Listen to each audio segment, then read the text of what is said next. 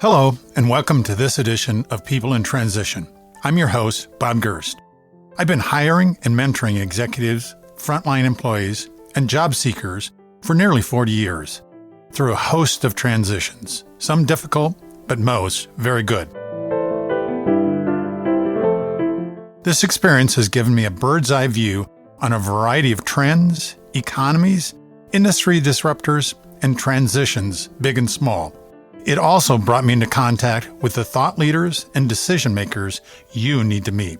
Imagine knowing exactly what to do next and how to know it's time to make your big job change. We all know transitions can be scary, but it doesn't have to be. And it's even fun when you have actionable strategies and proven tactics to achieve the future you want. We'll share with you the tools and skills that can take your dreams to your next great job. So if change is on your horizon, you won't want to miss this discussion. Also, please subscribe to this podcast so you won't miss any future episodes.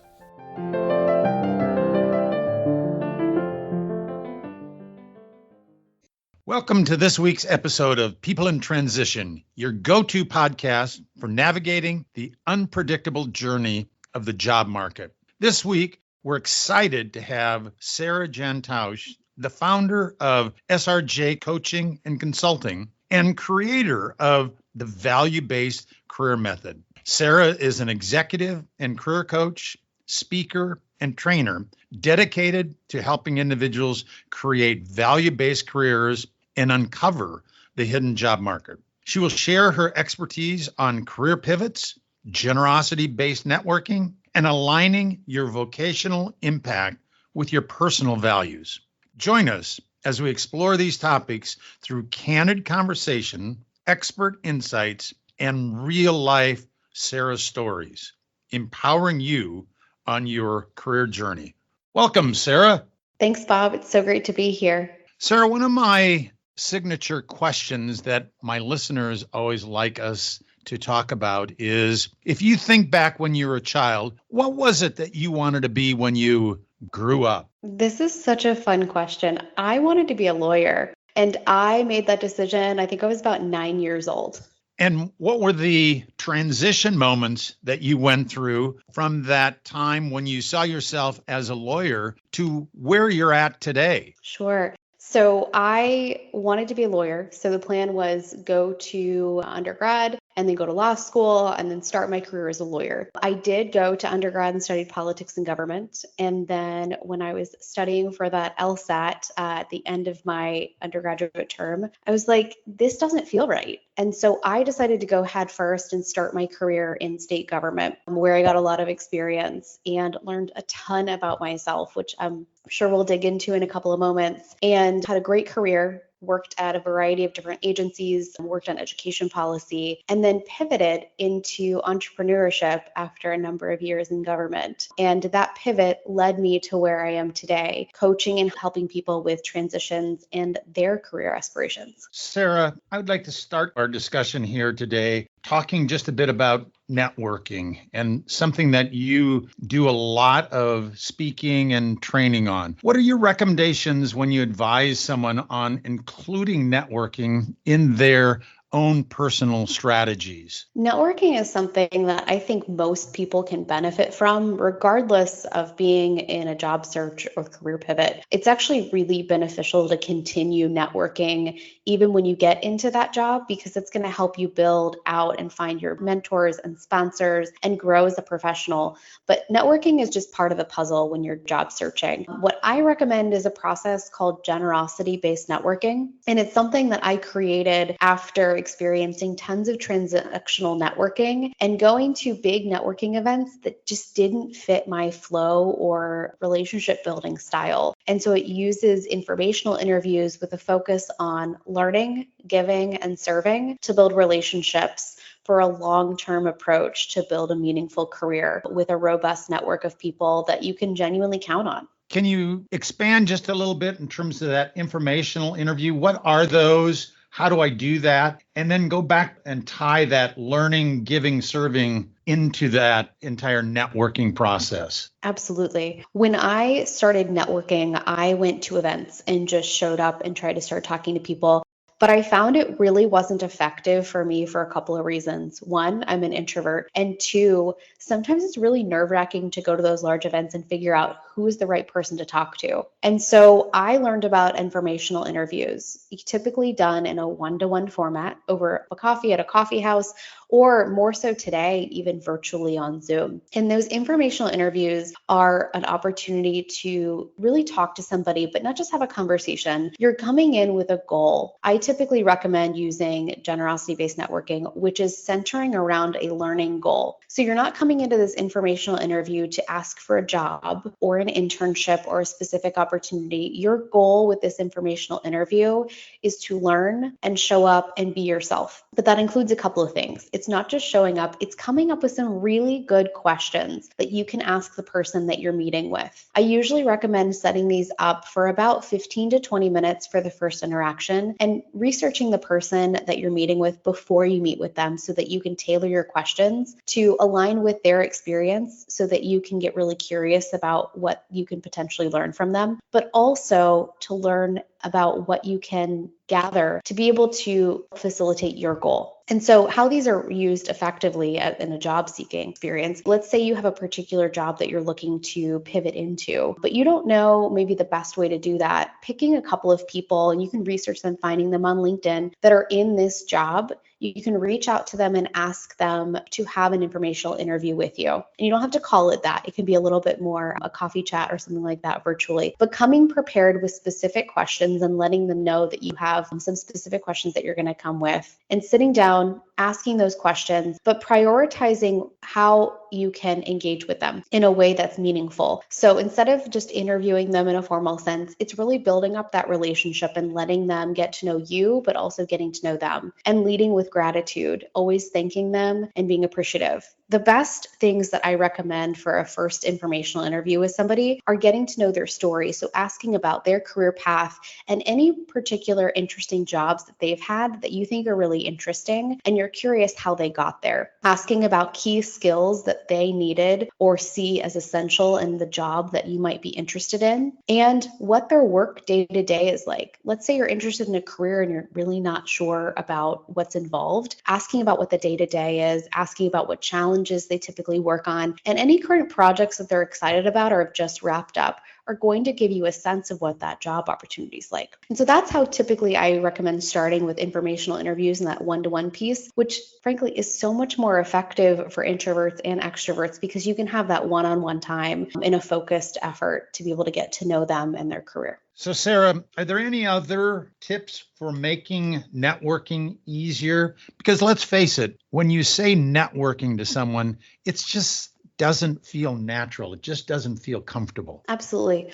Most people think of networking as more of a transactional experience, and that's probably what they've experienced themselves. I experienced that type of networking, and I didn't know anything else existed until I was putting together and doing a lot of research around what's effective. And that's how I came up with generosity-based networking, which is two things. It's part strategy, part guiding principles. And those guiding principles include things like leading with curiosity and gratitude, but it's also a process of focusing on what your learning goal is. Typically, people network when they need a job. And so they go in thinking, I need this job, I need an opportunity, where are the jobs? And when you lead with that, it becomes more of a transactional conversation. So what I recommend is to focus on establishing a relationship just like you would establish a friendship, but this is more of a professional context, and find opportunities that are aligned with who you are. In my networking experiences that I work on with folks, I usually call this their secret sauce. And so what I mean by this is look for non-traditional networking opportunities. If you hate going to a big networking event, don't use those. If you're more of a one-to-one or a small group person, network in that way. I also recommend finding things that people are really passionate about. about. So if you're passionate about a particular issue,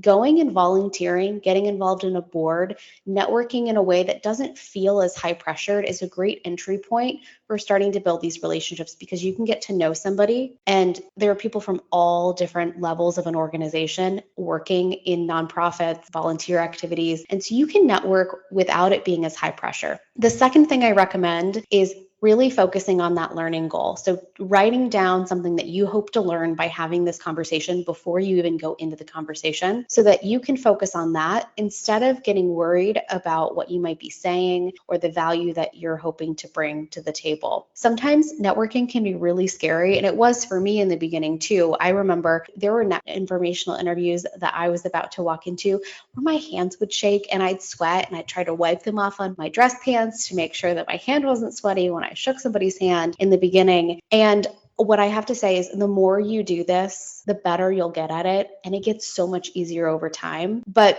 where I find people typically go astray is when they're trying to do the type of networking that Google is telling them to do, or their colleagues are telling them to do, or they think they need to do, and it doesn't align with who they are. So if you can't show up authentically and be able to be yourself in a professional context in a networking conversation, you need to lean into who you are. And so as an introvert, one of the best things that I recommend is to ask really great questions to get the other person to talk for the majority of the time. You'll be able to learn and get them talking, and it'll make you feel a little bit more comfortable as opposed to needing to fill that space.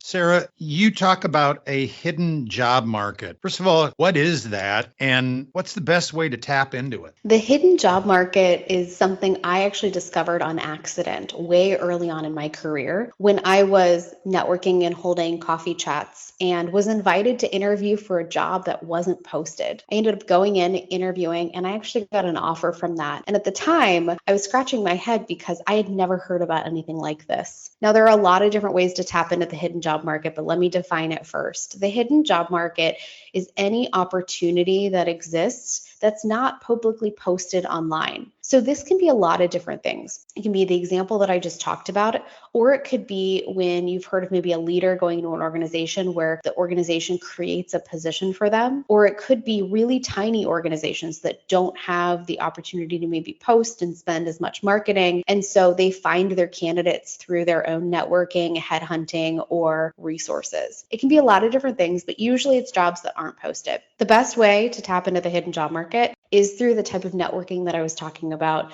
generosity-based networking. So it's not going in looking for a job, but it's about building relationships within your community. And it doesn't have to be a ton of relationships. What I mean by this is that it might come quickly, like the example I just shared. It was a couple of weeks from initial meeting to job offer, or it could take some time. I have a colleague who met an individual who was in leadership at a national organization. They built a relationship over 4 years. And then at that 4-year mark, my friend's goal wasn't to get a job at this organization. But after 4 years of this relationship, the leader said, "Hey, we have this job and I think you'd be perfect for it. Will you come in and interview?" So it can happen quickly or it can take a while. But this idea of finding these hidden opportunities spans larger than just finding a job. It can be where you can get speaking opportunities. You can be invited to share your knowledge and wisdom in a publication. So there are lots of different things that can pop up through just relationship building and staying in touch with your network. But part of that is giving back to your network too. And so I always recommend thinking about how you can be of service.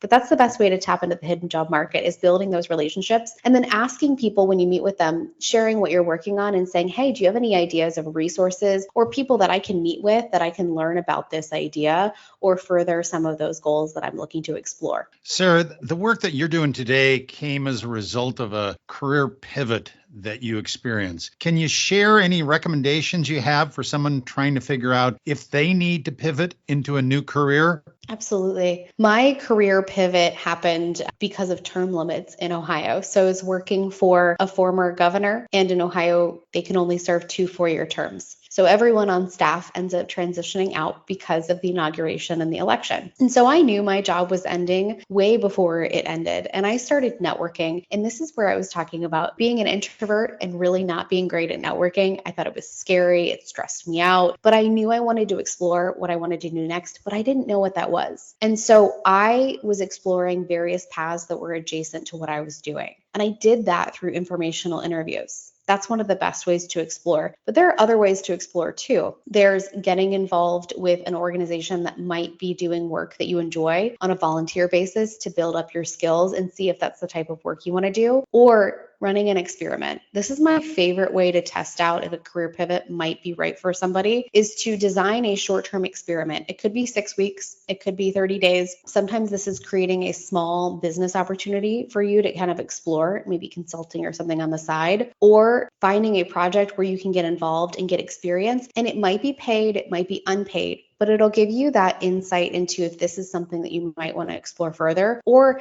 maybe you didn't like it at all. It's a lot better to experiment with some things, decide that you maybe don't like it, then make a big pivot. But we need that data and information, and that's partially what happens during those experiments, but it's also asking yourself, what did you think about this? Did you like it? Did you not like it? Do your skills align? And how do you potentially want to move forward? So I used informational interviews to explore the next pivot, and ultimately I decided to explore the entrepreneurship track for myself because I always wanted to be creative and create something that was brand new. And in government, I didn't necessarily get that opportunity. So that was one of my ways to explore that value and build it out into a business. From there, I ran a pilot program, which was a test, an experiment, if you will, to test specific strategies around the values-based career model that I have. And when my clients in that free pilot all met their goals, I knew I had enough data to be able to launch and continue this work. Sarah, do you give any different advice to someone who is looking for a change in their careers if they are mid-level to later in their career? Is that somehow different for them? Some of the principles are the same around running an experiment and networking, but one of the things that I really like to do with mid-career professionals or later career professionals is to weave in some assessment results. And there are a variety of different assessments out there, but a good assessment is going to be able to tell you your natural core traits and strengths and be able to potentially match those up with occupational data. I use one that uses ONET data, but there are a variety. And the reason this is helpful is because you can start to see what a natural fit would be. Most often what happens is one of two things with these assessments. One, it's extremely validating. Jobs that they're already doing or have had end up on that report, or it's explorative in the sense that jobs that pop up that they've never even thought of were a potential pop up on that report. I love this using this data piece because then usually at this point, this person knows a good amount about themselves, but there's always something that we learn from that core trait assessment. And then we have this list of jobs that they can explore based on salary level, education requirements, and they can do some exploration from a logical standpoint to be able to explore which career paths might be valid for them. One of the funniest things is when I was testing my current assessment out, I took it for myself, and this was a couple of years into my business. And two of the things that it told me is that I would be a good career advisor and a psychometrician. And a psychometrician is the person who creates these assessments. And obviously that would require a little bit more education than I have, but I thought it was so funny because I would have loved to have this information when I was younger, because when I was in high school, I loved assessments. I loved helping people with their personal and professional growth, but I didn't know what to do with that because it wasn't channeled in a particular way. So it was a winding path that took me to get where I am today. And so I love these assessments because they can unlock so many doors and ideas for mid-career professionals and later. So let's say that I have done the career assessments, and I like that idea a lot, and I go through the process and I interview and I get a job offer from a company that it looks like it lines up with my interest and what that career assessment has said. And then you're 60, 90 days into it and you go, oh no, I made a mistake here. What should I do? If you're experiencing that, the first thing I would do is to start identify your top 5 core values and start to see if you're either suppressing them or if there's something that's important to you that you're not able to do, and maybe this isn't really a good fit. Before you jump, I would recommend talking to a transition professional or somebody who can help you navigate this next step. There are so many options when you get into a situation like that, whether it's taking a lateral move within the company, going somewhere else, or transitioning out. Obviously, there are a variety of opportunities, but the last thing I want you to do is to feel that you're stuck and that you don't have any options. This is normal, and this happens to people all the time where they think they make a good move and maybe it's not the right fit. At that 90-day point, you haven't hit the 6-month mark, and sometimes things do get a little bit better. Maybe there's a skills gap or something like that going on. But if you are sure that this is not the right fit for you, it's better to be honest with yourself in that moment and start to define that next goal by writing down your goal and creating an action plan for how to get there, and making sure that that next move for you is one that's going to support you in all facets of your lifestyle, your needed salary and compensation package, and also the work that you want to be doing. And part of that is getting really clear on what that looks like before you make that next move, because making sure that you land in a place that's going to be a good fit is really important. So it might take a little bit of time to identify that and transition out, but know that you have options. I've had a number of episodes where we've talked about being a entrepreneur, a solopreneur. How do you coach clients to know if they are right for that kind of role, and how to go about transitioning into that entrepreneur, solopreneur role? I love this question. I have a client right now who is in that boat. She has a great career that she is in, that she's growing, but she really wants to build a business on the side and eventually transition to full time. One of the things I recommend is, if you have the ability to, flexibility, time, etc., explore and launch this business on the side, assuming it's okay with your employer, and build it up before you quit your job. You're going to need something like a freedom fund, which is just a pot of money that's going to help bridge your gap. Knowing that this business is viable is also really important. And so what I recommend, and here's what I did with this client, we sat down and we did a deep dive into her goals, aspirations, and what kind of business she wanted to run. And we created an experiment. She ran a pilot and she enrolled clients and she walked them through that pilot experience. And at the end of Q1 of this year, she had a ton of data. She had a prospective business model, former clients, testimonials, data, and a postmortem on a business. And then she was able to take that in Q2 and expand that to adding an exploration around consulting services. And she's now working on her business plan. So she has a bunch of data of what she likes and what she doesn't like, what works and what doesn't work for her business plan in this next stage of actually launching her business. And she's doing all of this on the side of her career, which is a great way to find out if it's going to work for you. She learned a couple of things in the first quarter where she was like, I don't think this is going to work as part of this model. I'm going to have to change it. That's a great thing to figure out while you still have the flexibility and the paycheck coming in from your job. So I love using experiments and short-term pilots to gather as much data as possible before you launch. Let's shift gears for just a moment and talk a bit about interviews. What are some of the tips that you give to your clients to help them interview effectively so that they stand out from the crowd?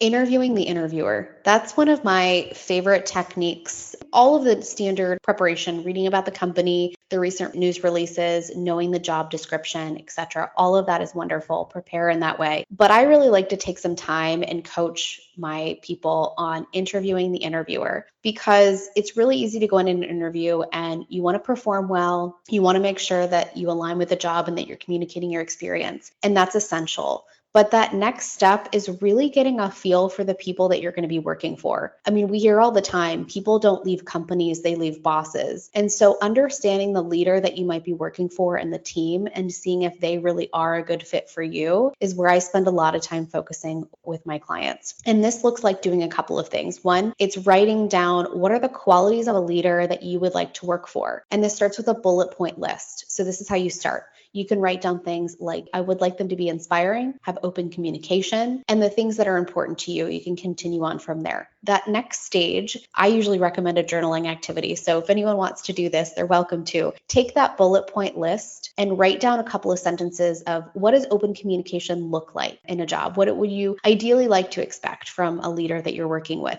So you have an idea going into this interview when you might ask a question about maybe the team's culture. You're going to know and be looking for certain things in the same way that they're looking for certain things from your answers to get a feel of what it's really like to work in the organization and for that team. And secondly, If you hear something that you know doesn't align with your work style, maybe you really like direct communication and you get a sense that that's not how the team communicates, you can then go and look, if you do get an offer from this job, and assess, is this something I'm willing to compromise on with communication, or is this something that's a deal breaker for me? And that's not something that's a red or a yellow or orange flag, but a personal preference. And if you have the opportunity to have that data when you are evaluating an offer, it's really important, because I think we spend on average 90,000 hours at work or in careers over the course of our lives. That's a lot of time that we're interacting with other humans. And it's a good idea to make sure that there is fit, or if you know that there isn't fit, what you can do to make sure that that gap is mitigated. I mean, there are assessments like DISC that organizations use, which are awesome as well to understand the people you're working with. From there,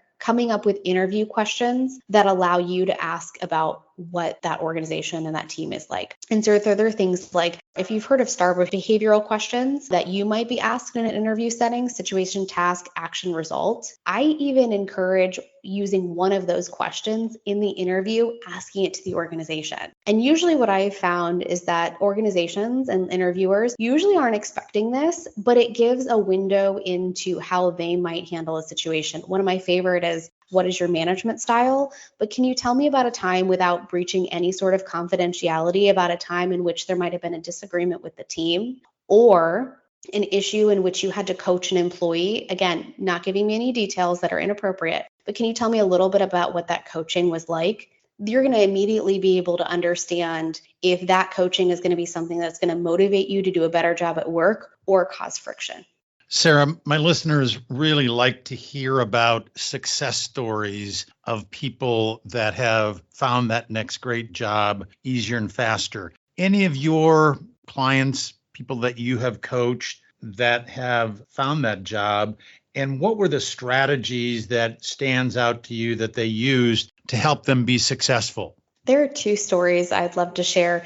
One is of an individual who was unemployed for about a year before we started working together and felt very burnt out by the job search, was hitting the easy apply button frequently. And one of the things that I saw that they were experiencing is they would just spend hours searching and scanning job applications in a way where they'd pop into LinkedIn or Indeed, and they would just get burnt out. They'd save hundreds of jobs and they would feel so overwhelmed that they wouldn't even know where to start when they applied. And so their search strategy and application process wasn't really effective. And so one of the things that we did together was to narrow their search strategy by using the filters in pretty much all of the application portals to filter for things like recent jobs, so not applying to jobs that were several months old, and then making sure that they fit their main criteria around salary, flexibility, location, etc., so that they were only looking through a small subset of applications, and from there identifying which ones were a good fit for them to apply.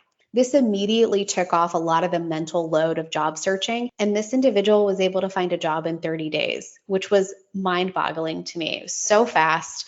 Took a job that was aligned and was able to move on and do work that aligned with what was important to them, which included being outside and being a part of a team. And another story I'd like to share, this one took a little bit longer than 30 days. 30 days is exceptionally fast, but this was an individual who was experiencing a lack of being able to move forward in their career. Their leadership had announced that there were some changes coming to the organization, and ultimately they identified that they weren't going to be able to grow. So they took a different approach, and we worked to identify how they could make a career pivot into a different industry, but still being able to use their skills. Their end result ended up being joining a national consulting firm in a great role that allowed them to bring not only their skills and talents to the table, but their passions as well, which was the best case scenario. But this individual did a lot of networking to be able to identify what those organizations were before they even started applying. So by the time they went to apply, they knew exactly what they were looking for, and they had a very targeted search strategy, and they got their job in less than 3 months. Sarah, are there any books or other resources that you would recommend to someone who is looking for their next great job opportunity? Absolutely. I love the book Never Eat Alone by Keith Ferrazzi. It talks a little bit about generosity-based networking and gives some awesome stories that share ways that you can tap in a way that's authentic to you without doing the type of networking that's going to exhaust you. And then also look up a values card sort. These are all over the internet. You can grab one just today by Googling and identify what your core values are today. Sarah, we went through so many great ideas during this discussion. If our listeners only remember 3 things that will help them implement their job search strategy and be more effective, what are those 3 things that you want them to remember? First, when you're searching and applying to jobs, it's better to have a very narrow targeted strategy using your filters and only be looking through 25 to 50 jobs and then identifying those top picks, as opposed to spending hours searching through jobs that are all going to glaze over. 2, find a way that works for you to network and be unapologetic about what works for you. If it's going to big networking events, go to those. If it's networking one-on-one and informational interviews, do that. If it's volunteering in your community and you find that that works for you, lean into what works for you, because the strategy that works for you that you'll actually do is the most effective, regardless of what Google says. And make sure that you're putting in enough time to your search, but also balancing that. And what I mean by that is usually we go all in and get burnt out. Applying to a couple of high quality jobs per week is going to get you so much further than hitting the easy apply button with mediocre applications and doing 500 applications a week. Sarah, I know that I can speak for my listeners that this was not only informational and action-packed, but it was a great deal of fun. I want to thank you for the time that you spent with us today. Thank you so much, Bob.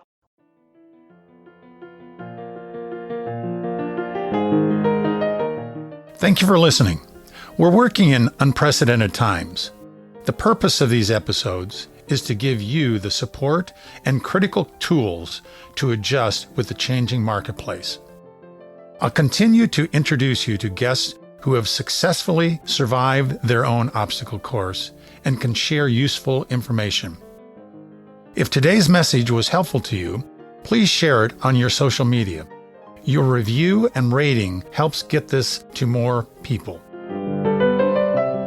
Also, if you have questions or podcast ideas for future conversations, reach out to me on LinkedIn. Change is constant. The more prepared you are for it, the better and easier the change will occur. Thank you again. This is your host, Bob Gerst. See you at our next episode.